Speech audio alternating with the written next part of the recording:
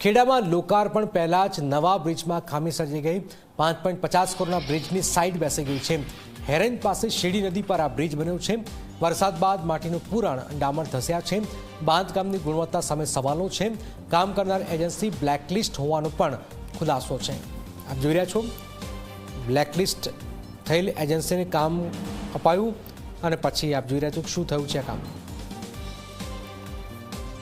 ખેડા જિલ્લાને આણંદ જિલ્લાને જોડતો આ જે હેરંજ અને પણસોરાનો આ જે શેરડી નદીનો બ્રિજ છે, આપ જોઈ શકો છો કે આ જે શેરડી નદી જઈ રહી છે અને શેરડી નદી હાલ અત્યારે બે કાંઠે છે।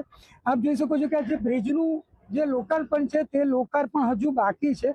બ્રિજ બનીને તૈયાર છે, પરંતુ જે રીતે ગઈકાલે જે વરસાદ વરસ્યો અને જે રીતે આ જે એપ્રોચ રોડ છે તે એપ્રોચ રોડનું જે ડામરનું જે સ્ટ્રક્ચર છે તે બેસી ગયું। આપ જોઈ શકો છો કે હાલ અત્યારે ડામર અને જે કોન્ક્રીટ છે તે જોવા મળી રહ્યા છે। ખાસ કરીને આ જે બ્રિજનું વચ્ચેનું સ્ટ્રક્ચર છે તે બરાબર છે, પરંતુ બંને બાજુના જે એપ્રોચ રોડ છે તે પાણીના કારણે અને જમીન દબાઈ જવાના કારણે બેસાઈ ગયા છે। હાલ અત્યારે જે 2 વ્હીલર અને 4 વ્હીલરની અવર જવર ચાલુ છે, ત્યારે પ્રશાસન અને ખાસ કરીને સ્ટેટ આરએમબી વિભાગ ડાકોર ડિવિઝનમાં આ જે બ્રિજ છે તે આવે છે।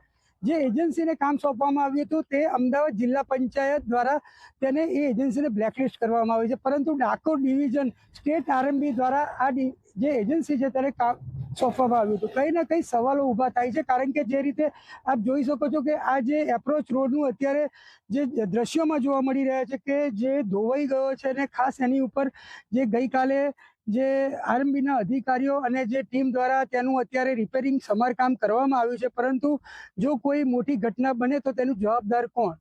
નચિકેત મહેતા, ઝી 24 કલાક, ખેડા।